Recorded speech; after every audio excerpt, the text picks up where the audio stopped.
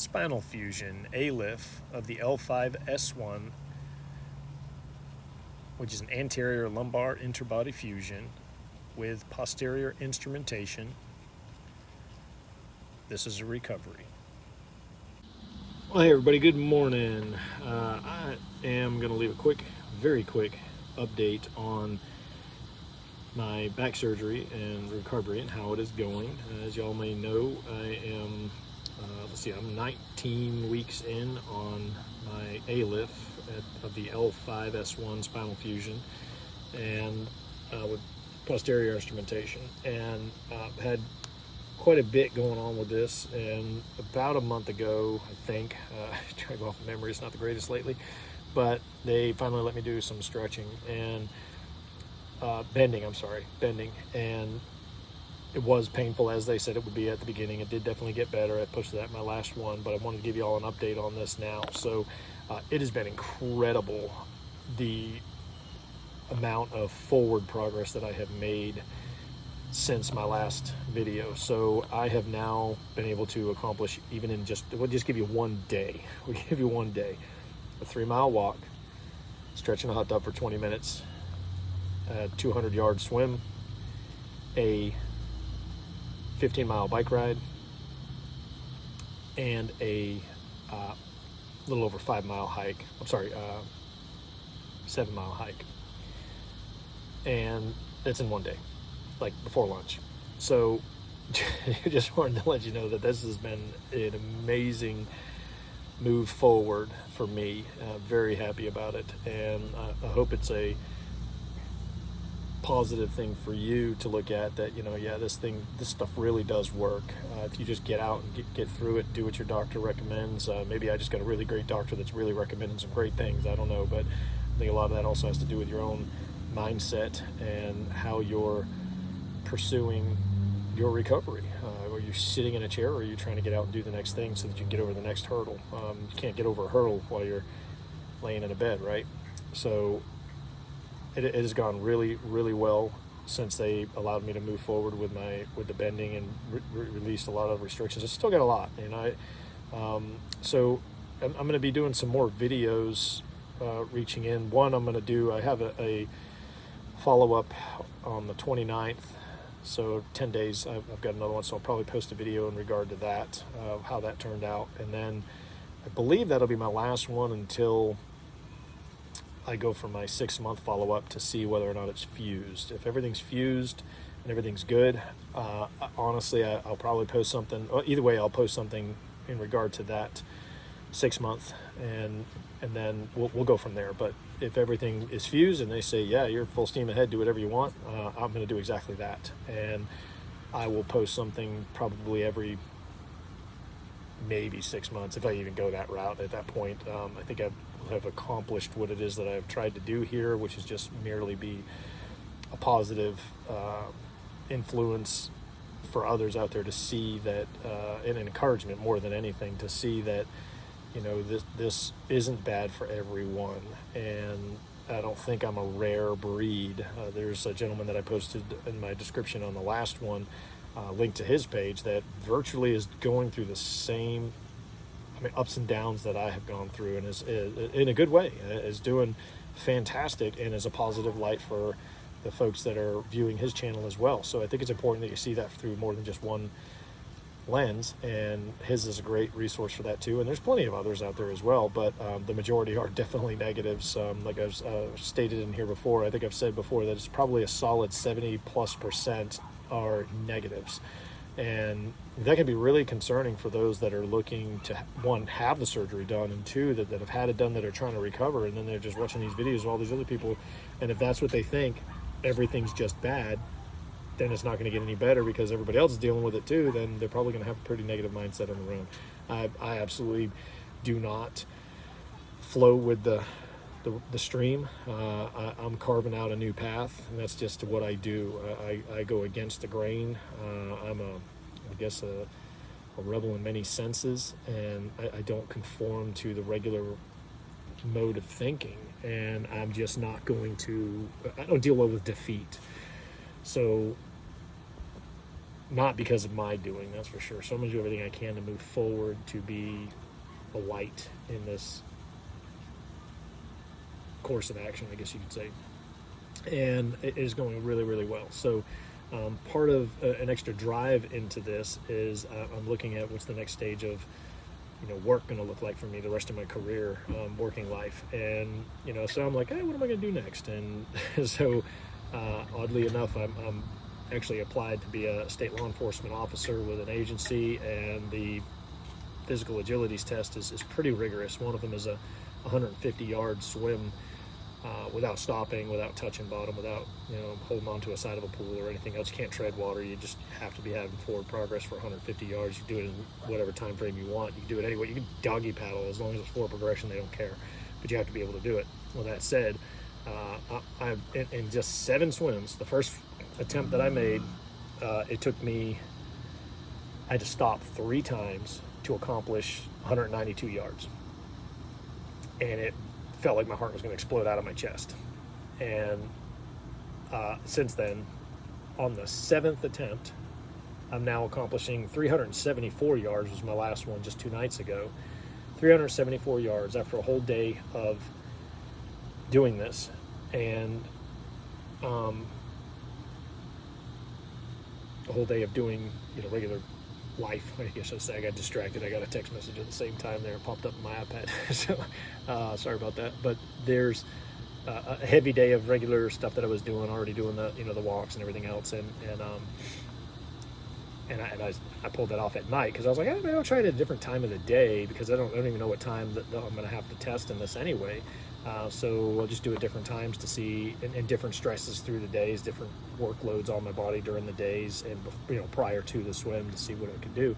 And lo and behold, I yanked out 374 yards and absolutely destroyed my lap time from, or my pace, I should say, my 100-yard pace from the swim prior to that, which was 306 yards. I did 306 yards in with a 2 minute and 42 second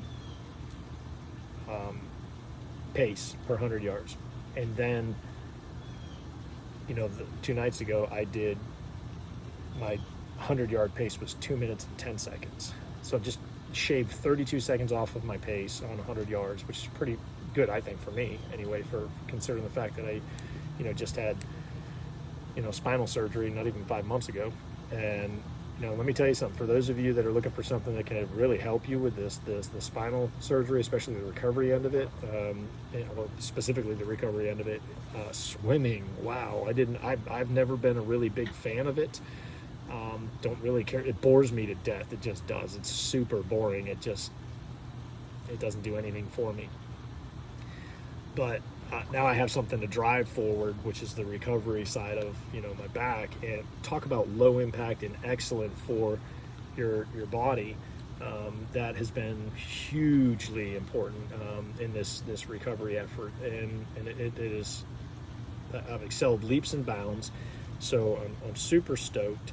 And just the things that I've been able to do in the last month alone has been incredible. Like I said, with the long bikes, the hikes, so they said I could do all these different things. I was like, okay, let's do it. So I tend to go a little overboard, but it has enabled me to get a lot of my endurance and my stamina back, get my breathing under control. And what I mean under control is with that heavy, vigorous activity, because I was kind of getting gassed out doing these things at the beginning. I was like, good Lord.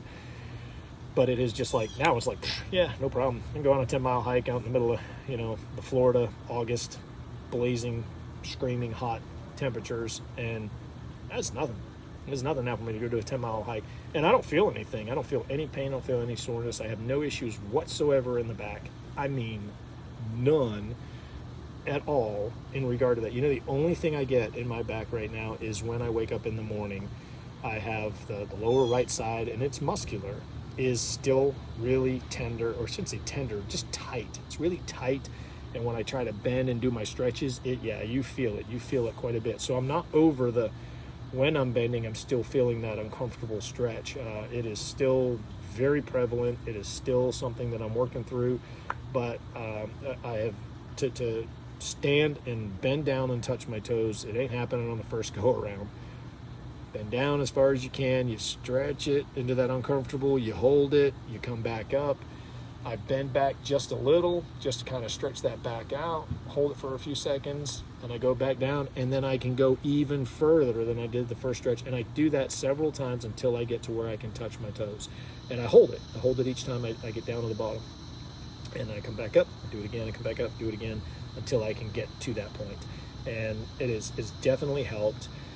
But when I do the swim, for some reason, I come out of that swim feeling amazing. I mean, it's like it totally loosens everything up, and I don't know how to explain it. It just feels great. So if you have the opportunity to go to a pool, I'd highly recommend it.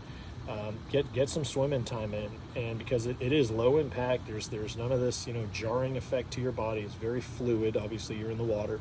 In your joints, everything are just really, it's smooth. There's no hard stressors on your body in relevance to that. But you work the first couple times you do it, you're going to feel muscles being sore in areas you forgot you had those. But for me, I mean, I recover pretty quick, so it was just like a couple days, boom, done. And then from there forward, I haven't had any more of that soreness whatsoever. I have been doing some resistance and strength training. The strength training can only do so much because I'm still on the whole, you can't lift any more than 30 pounds. But you'd be amazed at what you can do with 30 pounds to get yourself, more than anything, your endurance and your stamina building up. So it's like building blocks coming to when they finally say, hey, you're fused, run. And I can't wait for that day. I'm so excited. I mean, when they tell, if I go there on month 6 and they say you're fused and they go, you can run, I'm running that day. I'm going to go on a trail run. I'm going to run and run and run, and I'm going to see what I can do. And then I'm going to push myself, and you'll see some updates on that, on how far I can run. And look, I've never been a runner. Sprinting in games and football and things like that, sure, but long runs, not at all. If y'all might remember, in one of my previous videos I had done, I actually, with my hip, not my back, I haven't ran at all with my back, but there was a point with my hip, I jogged and did a mile. Felt like my chest was going to explode, but I did it, and I was like, yeah, I don't want to do that again. But I could do it, and I think the key there was that, could I do it? Yes, I did. So I want to be able to do more of that, to where I can feel confident that that's the way that's going to go. So I'm going to tell you that I feel so confident in it that I actually applied with state law enforcement, with the Florida Fish and Wildlife Commission, for a job posting that they've got that ends at the end of the year. And so I'm hoping to move forward with that at the beginning of the year and get in that stage of the game with my history of skill sets that I have. I'll just use it as that over the years, as well as time with public safety as in the fire department that I had already had way a couple decades ago. I think this is a doable scenario for me, and I'm outdoors, in the environment of nature, which is just awesome for me. I love the outdoors. I love the different scenery every day. I think it'll be great. But I'm saying all this because I also have to meet physical standard for being able to pass a physical abilities test. And I'm going to be honest with y'all, as of today, I don't believe for a second that I won't pass that. I'm positive that I could pass that test right now in my current condition without even being fully recovered from back surgery. And so the cool part is I'm grateful that, and I think this is God's design, honestly, I really do. This thing doesn't even close till December 31. October 6th is when 4th is when I'm 6 months into my post-op surgery. So that'll be when they tell me whether I'm fused, whether those bones are finally fused. And if they are, then I'm running full steam ahead from there. They have said there's, in some cases, it's 6 to 8 months. I'm praying to God that mine is just 6 months solid, and it's run. Because as soon as that happens, then I'm going to train hardcore strength training and agility and endurance, because I want to just blow that thing out of the water. And so the part of it is like when I have this fancy Garmin watch, right, and it tells you what your I forget how it says it, your body age is, which mine right now is rating me at a 44, and I'm 49. Well, I'll be 49 next week, so I guess that's okay. But I'm an overdoer. I'm an overachiever. I want to get that down into the 30s range. So I'm going to tell you all something that's probably going to blow your mind, but I'm looking into moving forward with the carnivore diet because I'm developing some arthritis in my hip, on the bursitis, tendonitis, and those things. I am concerned that they're going to work their way into my back, and I also have some brain fog issues that have been going on this last year. Nothing crazy, but they definitely give some precursors to the onset of dementia, which I don't believe I have at all. I'm just saying I want to be proactive and make sure that that doesn't become that down the road. How do I do that? I've done a ton of research in the last week and a half, 2 weeks-ish. I guarantee I've poured in excess of 50 hours of just digging into some research about what can I do. And I've always thought that the stuff that we're eating is what's causing all this mental health issues in this country. And I'm wondering, is that what's causing, some of the weirdness going on upstairs? I'm not going to share all of that, but and I wonder, and I think it's viable to ask that. Aside from the health issues that we have more people that are dependent on medications than ever before. We have diabetics that cannot get past it, that struggle daily with all the after effects of being on insulin, between obesity and sores and crashes up and down, and just they're trying to mitigate. These poor people trying to mitigate their health with diabetes is something I would never want to go through. And I saw so much of the crash from when we're called out on an emergency on the when I worked with the fire department, and we get there and they crashed in their sleep and they're diabetic coma, and it's nuts, and what it does to you. So back in on this carnivore diet, this thing heals so many ailments that are out there. It has been proven to reverse type 2 diabetes. People are no longer on insulin. I was watching one guy, he was on 300 units of insulin a day. He's on 0 now. He doesn't take anything to keep his diabetes at bay outside of his eating, what he physically eats. He doesn't eat anything other than meat or animal products. He's not eating any more processed anything, any more sugars, any more of the carbohydrates, the garbage that's out there. He started out with keto, and then he went full steam ahead with doing the carnivore because the keto just wasn't doing it for him. It wasn't accomplishing the goal. He was losing some weight, but he wasn't accomplishing the goals with his health, and it cured so many more things for him, not just the diabetes. But there's so many countless stories out there. Do the research for yourself. But I'm saying this because I want to be healthy. I want to fix whatever's going on upstairs. I want to heal this arthritis, and this has been known to heal that. And so I'm starting it. I'm going to start another vlog based on the carnivore diet. Y'all are welcome to follow me over there on that. I don't know when I'm going to post my first video with it. I'm going to get better in this whole the production side of the videos so that it's more interesting, I guess, for people to stay in tune. I want to give information that's accurate, and look, I'm going to be wrong at times, and that's going to happen. It is what it is, but you just can't be afraid of being wrong. You have to be okay with being wrong, but more importantly, willing to admit it. So, and I certainly will. And I'm a pretty headstrong guy, so you got to really prove to me that I'm wrong. So that takes facts. So anyway, fast forward on the whole backside of stuff. For all of you that have been following me, it's just another great report. I cannot ask for this to go any better at this stage in the game, outside of I'm just so ready to just run full steam ahead. But I'm trying to stay within that, the leash, that I'm still on this leash and I'm ready for it to come off. And I'm trying to, and I'm not one that handles stuff like that very well. I do not like people putting restrictions on me at all. I'm a free bird kind of guy.